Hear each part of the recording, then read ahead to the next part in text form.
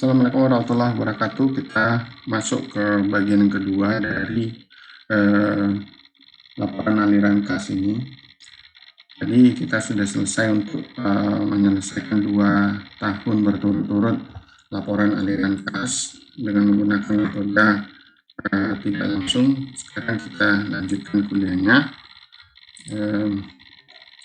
Kita pergi ke slide nomor 54.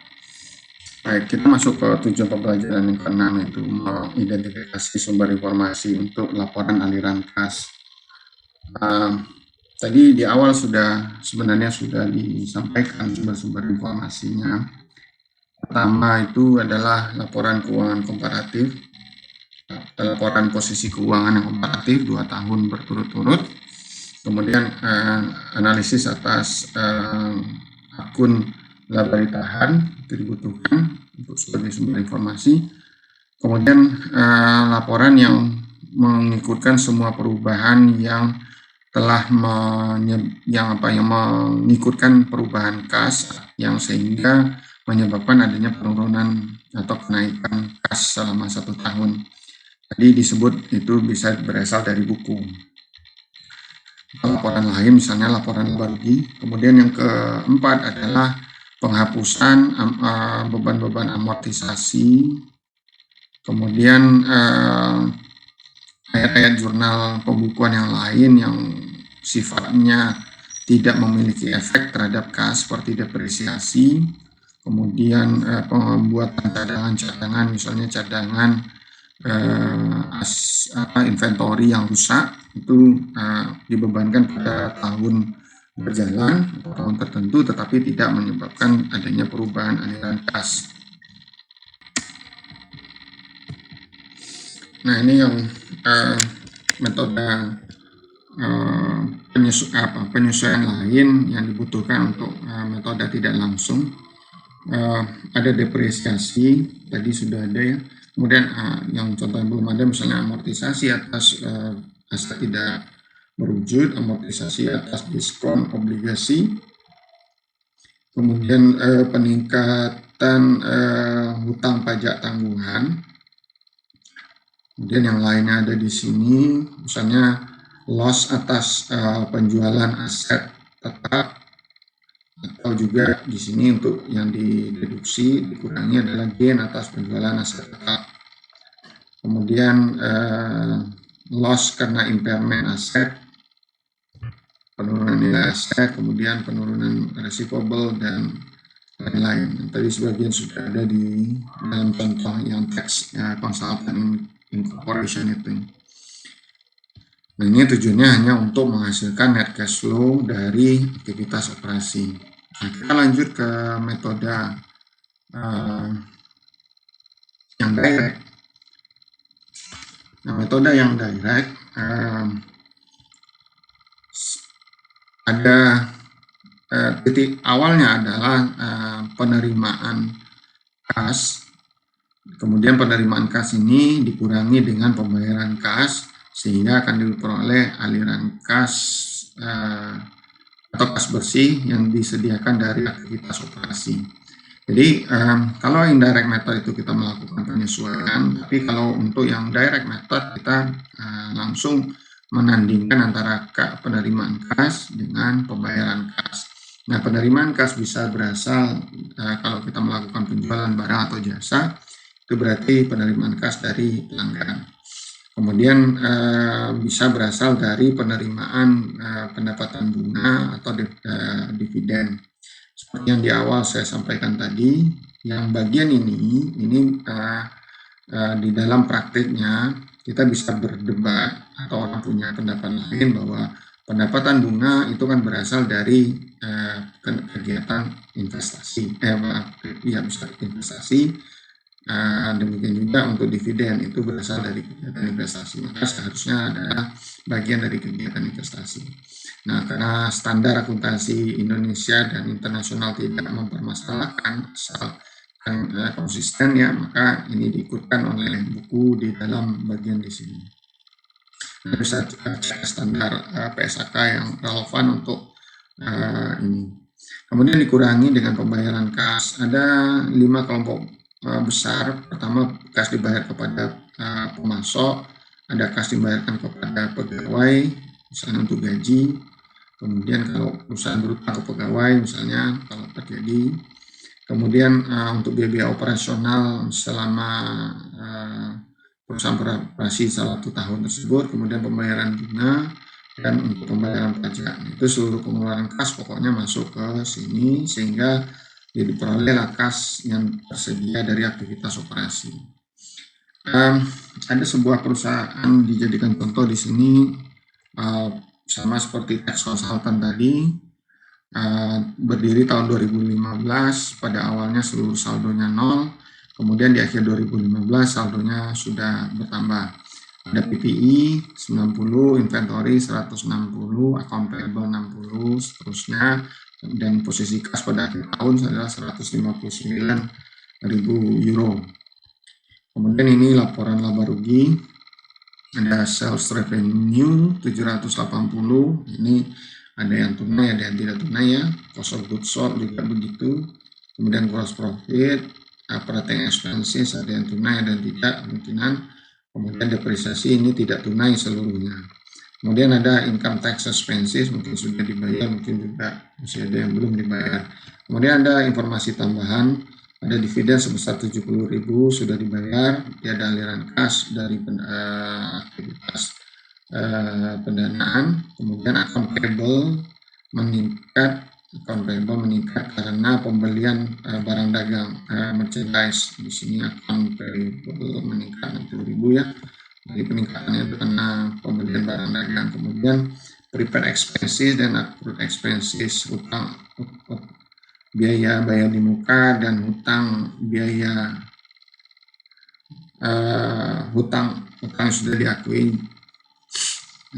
itu berhubungan dengan kegiatan operasional.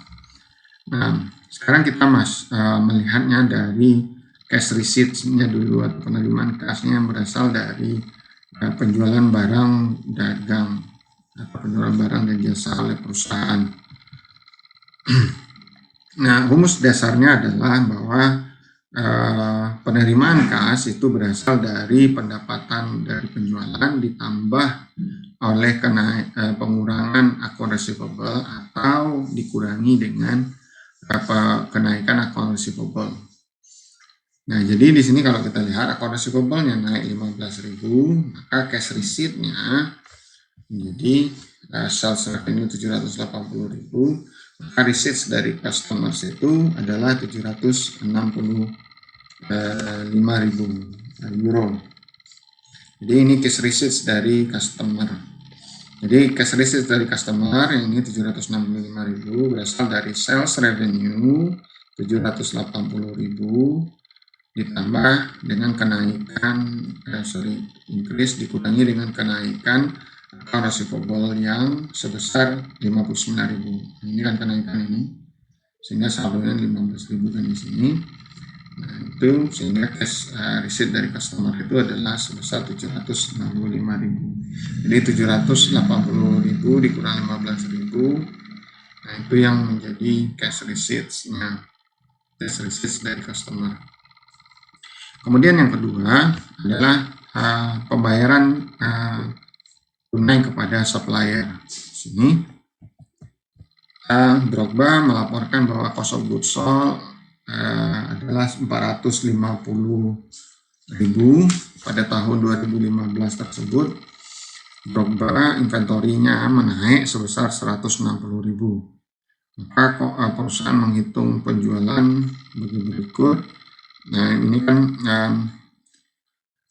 penjualan itu, purchase, pembelian tersebut adalah berapa yang menjadi cost, artinya sudah terjual, kemudian berapa yang menaik. Ini kan menaik artinya Anda harus mengurangkan saldo di awal tahun dengan saldo di akhir tahun untuk account receivable inventory tersebut.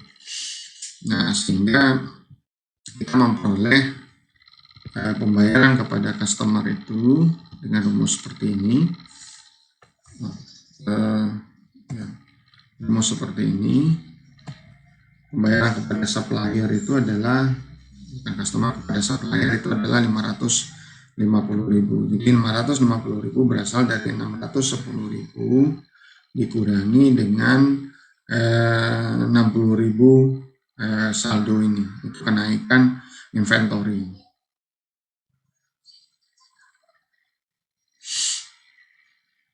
Nah, penjualan cost of goods sold tadi mana dia cost of goods sold?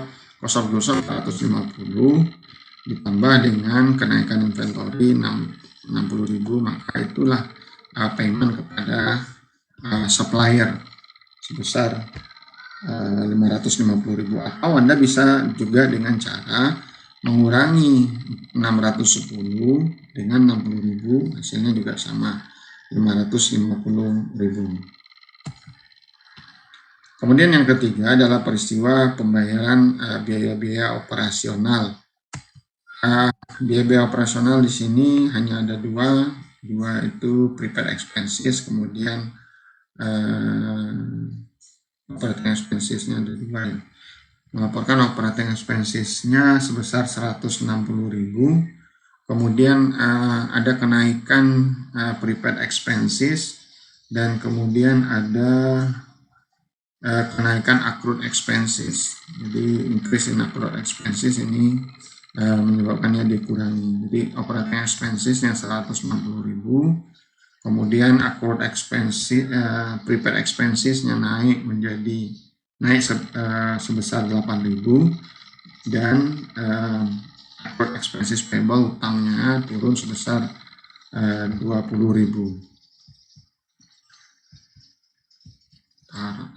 Nah ini dia. Jadi kita tujuannya adalah mencari berapa pembayaran kepada untuk tujuan operasional. Nah, dalam catatan perusahaan di dalam pembukuannya berbasiskan akrual itu 160.000 yang merupakan biaya operasi. Tapi masalahnya adalah bahwa yang 160.000 ini tidaklah seluruhnya berasal berupa kas, sebagian masih berupa akrual. Jadi tidak ada keluar kasnya. Nah, sehingga kita harus menambahkan dulu dengan prepaid expenses yang masih ada, ini saldo prepaid expenses pada akhir tahun. Berarti ini kan aset, dia belum terpakai tapi kita sudah bebankan sebagai biaya, katakan begitu. Lalu 168.000 kemudian dikurangi dengan payable, hutang. Jadi accrued expenses payable kita sudah akui sebagai hutang, tetapi dia belum dilunasi. Maka pembayaran sebenarnya hanya sebesar 148.000. Terakhir kemudian adalah pembayaran untuk pajak.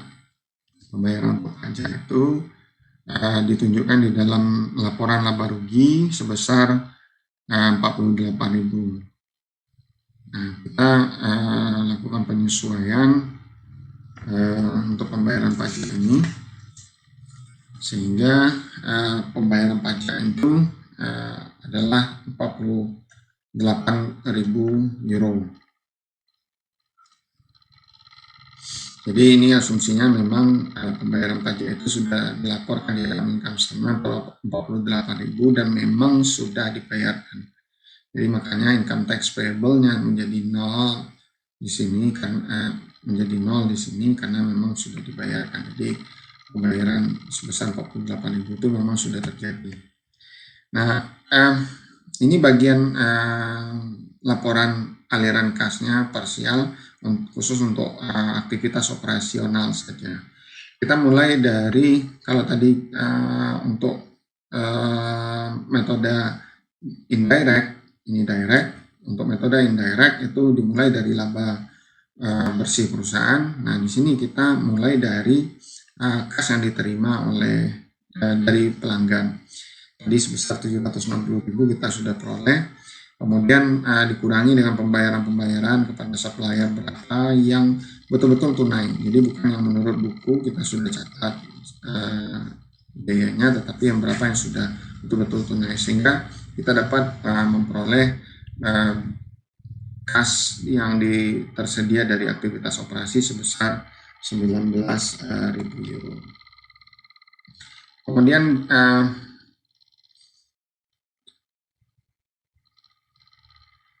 ini ada tabel rekonsiliasi yang harus dilakukan. Biasanya diharuskan untuk disediakan kalau kita menggunakan direct method ini.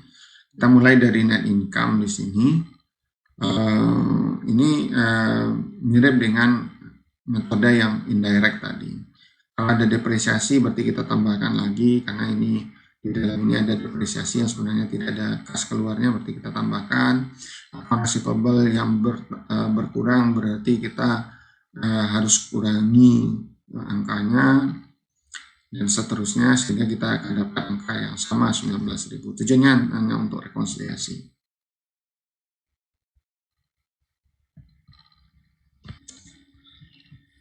Kemudian kita masuk yang poin ke-8, membahas tentang masalah-masalah khusus dalam penyusunan laporan aliran kas. Ada beberapa, kalau di dalam buku ada 1, 2, 3, 4, 5, 6, sekitar 6 masalah yang berhubungan dengan penyesuaian yang diperlukan. Yang pertama itu masalah depresiasi dan amortisasi. Kita tahu bahwa amortisasi sama dengan depresiasi itu kan tidak ada biaya yang dikeluarkan. Jadi ketika kita menjurnal biaya depresiasi, debitnya biaya, kreditnya akumulasi depresiasi atau amortisasi. Jadi tidak ada kreditnya kas. Sementara itu kan biaya tersebut sudah atau digunakan untuk mengurangi laba pada tahun berjalan. Jadi itu permasalahan yang pertama. Kemudian amortisasi juga yang penting adalah amortisasi misalnya sehubungan dengan aset-aset jangka panjang atau malah yang tidak berbatas usianya, yang merupakan intangible assets, seperti misalnya paten. Paten itu misalnya Anda beli pada 1 tahun untuk digunakan selama 20 tahun, maka uang kas yang dikeluarkan itu hanya pada satu kali pada awal Anda memperoleh paten, lalu kemudian misalnya paten itu 1 miliar, umurnya 20 tahun, maka per tahun Anda harus mengurangi, mengamortisasi umur paten tersebut atau pemerolehan paten tersebut sesuai, katakan misalnya dengan garis lurus berarti 50 juta per tahun. Nah, biaya amortisasi per tahun tersebut itu tidak ada kasnya, karena debitnya biaya, kreditnya amortisasi, sehingga tidak ada kas yang dikeluarkan, sehingga ini harus di-adjust. Kemudian yang berhubungan dengan adalah manfaat cost sehubungan dengan post retirement benefit ini. Nah, ini juga harus disesuaikan karena harus mengadjust berapa perbedaan antara kas yang dibayarkan dengan biaya yang sudah dilaporkan. Nah, adjustment itu nanti mempengaruhi laporan aliran kas.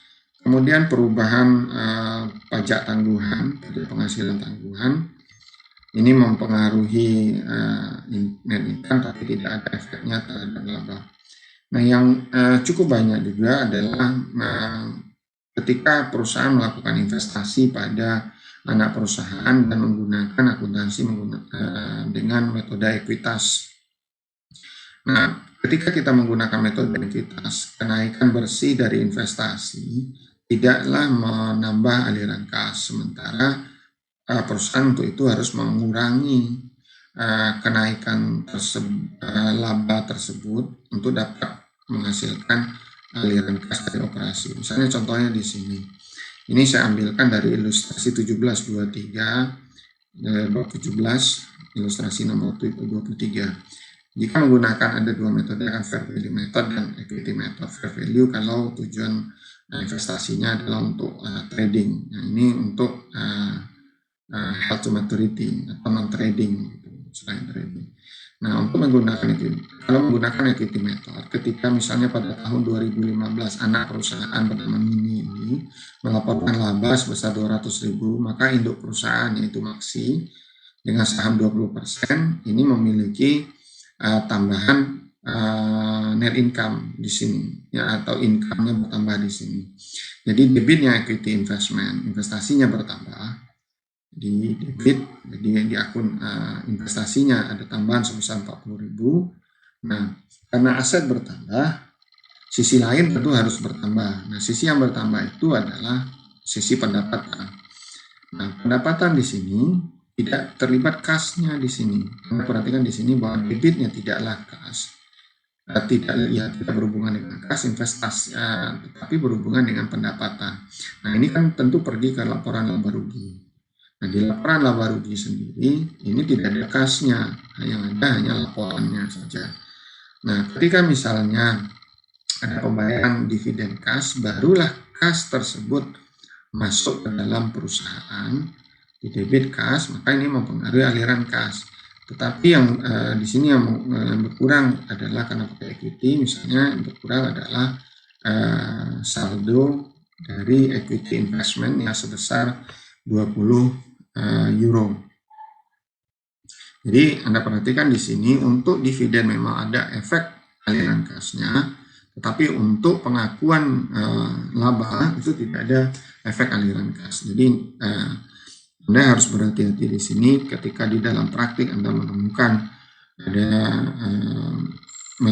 perusahaan menggunakan metode equity kas, sementara Anda ingin menyusun laporan aliran kasnya. Kemudian masalah loss dan gains.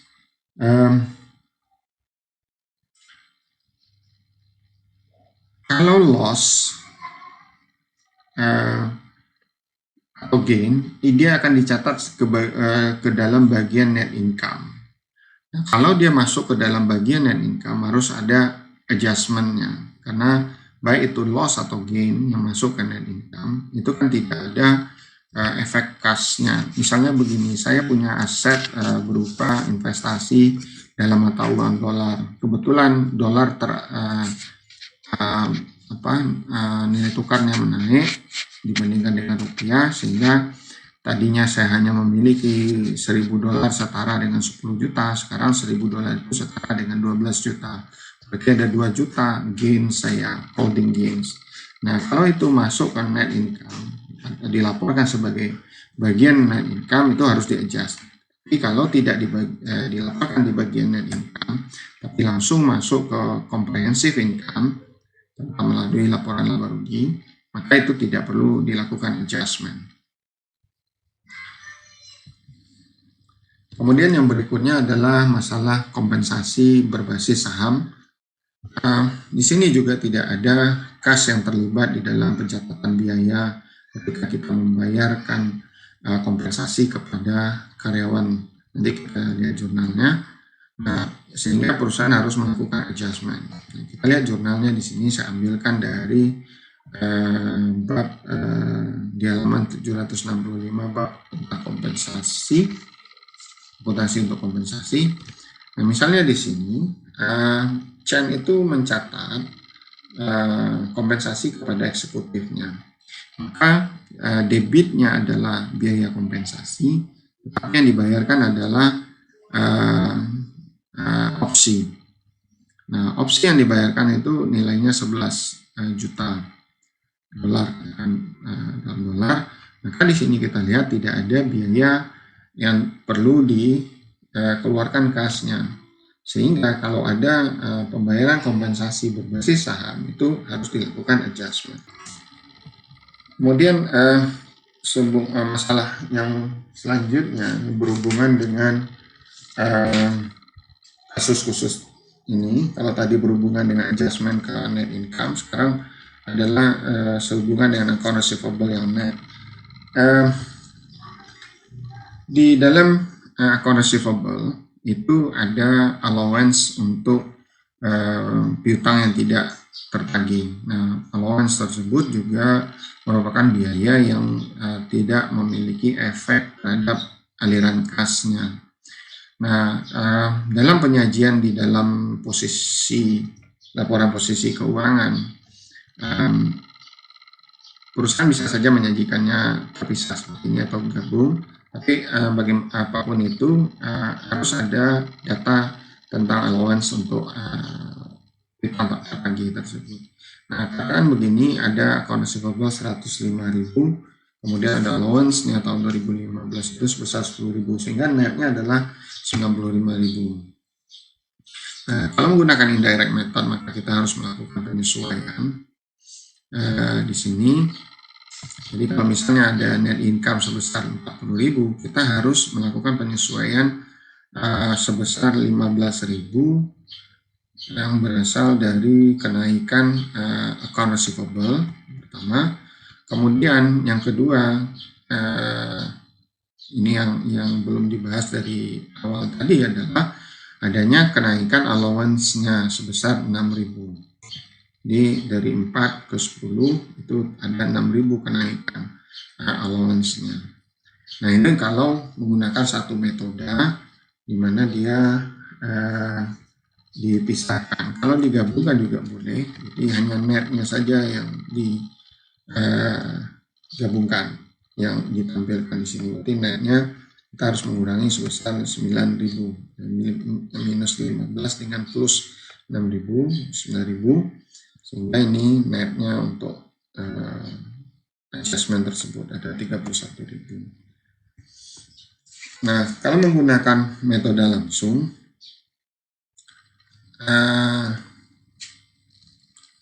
di sini perusahaan dikatakan tidak perlu untuk menghitung net untuk allowance-nya dari akun lagi dengan account receivable-nya. Jadi misalnya revenue 100, expenses data income statement-nya di sini 100.000, kemudian expenses-nya salary, utilities, dan salah satunya bad debts. Nah, total net income-nya adalah 6.000 euro. Nah, untuk direct method, kita melakukan penyesuaian di sini. Pertama, kita harus tahu berapa cash receipt dari customer itu berapa, sebesar 85.000 dengan rumus yang awal tadi. Kemudian berapa pembayaran kepada karyawan, gaji dan utilitas sebesar 8.000. Nah, saya lihat di sini bahwa bad debts-nya itu sudah hilang. Jadi kita lanjutkan di sini. Kita lihat di sini bahwa angka 6.000 sebagai bad debts yang ada di dalam income statement sebelumnya itu di dalam statement of cash flows itu sudah tidak ada lagi, karena memang tidak merupakan pembayaran kepada pelanggan. Ini kan dua ini salary paid, utilities paid itu adalah pembayaran kepada pelanggan dan pembayaran biaya operasional. Debts tidak termasuk biaya keluar kas, sehingga kas yang tersedia dari aktivitas operasi itu adalah sebesar 31.000. Kemudian kita berikutnya masalah khusus lainnya adalah yang berhubungan dengan perubahan modal kerja. Beberapa peristiwa yang hanya akan terlihat kalau kita membuka buku besar, tapi tidak akan terlihat ketika kita mengecek laporan laba rugi saja. Artinya dia di buku besar mempengaruhi kas, tapi tidak akan terlihat atau tidak akan tergambar pada angka laba bersih adalah pertama itu pembelian sekuritas jangka pendek yang non trading. Jadi pengompokan aktivitas itu ada trading, ada non trading. Trading itu juga ada beberapa. Nah, kalau sekuritasnya jangka pendek dan non trading, misalnya itu tidak akan masuk ke dalam net income. Sementara non trading sendiri itu tidak diukur menggunakan fair value, dan kemungkinan bisa jadi tidak sampai pada akhir laporan keuangan akhir tahun itu masih ada, bisa jadi sudah dijual misalnya dibeli hanya untuk keperluan 3-4 bulan sebelum akhir tahun sudah dijual, sehingga tidak akan terlihat efeknya yang lain kecuali kalau kita melihat kepada buku besar, misalnya buku kas. Kemudian termasuk di dalam ini adalah juga penerbitan surat utang not payable yang jangka pendek, yang juga non trade sifatnya, diterbitkan dan kita menerima kas dari sana. Laporan laba rugi tidak akan terlihat. Di neraca juga mungkin neraca akhir tidak terlihat karena mungkin sudah dilunasi 6 bulan kemudian dilunasi atau 7 bulan atau berapapun itu, sifatnya short term, kurang dari satu tahun, sehingga yang terlihat hanya kalau kita membuka buku besar kas. Kemudian pembayaran hutang dividen. Hutang dividen bisa jadi dividen diumumkan pada bulan September, kemudian dilakukan pendaftaran hingga bulan November, lalu baru dibayar pada bulan Januari. Sehingga pembayaran di Januari di tahun berikutnya itu memberi efek kepada kas pada tahun berikutnya tersebut. Kemudian kalau di depan tadi contohnya adalah perusahaan yang mengalami laba, bagaimana kalau perusahaan justru rugi? Nah, ini misalnya jika perusahaan melaporkan rugi sebesar 50 pound sterling, tapi dia punya biaya depresiasi 55.000, berarti ini bisa ditambahkan lagi karena 50.000 ini hasil pengurangan penjualan dengan biaya-biaya termasuk biaya depresiasi yang tidak keluar kas, sehingga ini bisa ditambahkan lagi. Kemudian ada amortisasi paten, misalnya ada 55.000, sehingga penambahan kembali ke dalam laba ini untuk mendapatkan kas aktivitas operasi menghasilkan kas bersih untuk dari aktivitas operasi sebesar 10.000 pound sterling. Ada aktivitas atau transaksi non kas lain yang misalnya melibatkan jumlah yang besar sehingga signifikan, misalnya akuisisi aset dengan menerbitkan surat utang atau dengan menerbitkan sekuritas ekuitas berupa saham misalnya. Utang bisa juga berarti finance lease sifatnya. Ini harus dilakukan pengungkapan di dalam laporan keuangan tahunan perusahaan. Kemudian pertukaran aset-aset non moneter. Jadi truk lama diganti truk baru, truk diganti dengan mesin, misalnya mesin diganti dengan komputer atau apapun itu.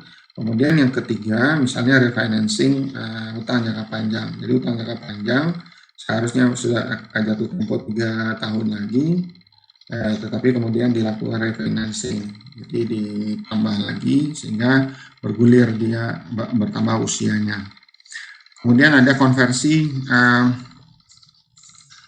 saham preferen atau utang convertible bond, convertible debt itu dengan saham biasa. Ini harus diungkapkan. Kemudian yang kelima, penerbitan sekuritas ekuitas untuk membayar atau melunasi utang. Nah, ini kan semuanya ada kemungkinan melibatkan kas, pembayaran kas, atau sama sekali tidak melibatkan pembayaran kas. Pengungkapan itu penting untuk dilakukan oleh perusahaan. Kemudian bagian yang terakhir ini penggunaan worksheet. Saya kira ini hanya untuk tujuan kemudahan ketika Anda harus menyusun, Anda bisa mencari berbagai software atau template Excel yang sudah tersedia di internet untuk melakukan proses ini. Saya kira itu yang materi pada 2 pertemuan ini atau 2 video ini. Yang kita tampilkan sekarang ini ada beberapa perbandingan antara USGAP dengan IFRS. Mungkin relevan bagi Anda saat ini atau mungkin baru akan relevan nanti, tapi setidaknya Anda tahu bahwa USGAP dengan IFRS ada perbedaan dan ada persamaannya. Jadi demikian saja bagian yang kedua ini. Mudah-mudahan ini bisa membantu Anda dan melengkapi materi yang tadi sudah ada di bagian yang pertama. Mudah-mudahan bermanfaat. Assalamualaikum warahmatullahi wabarakatuh.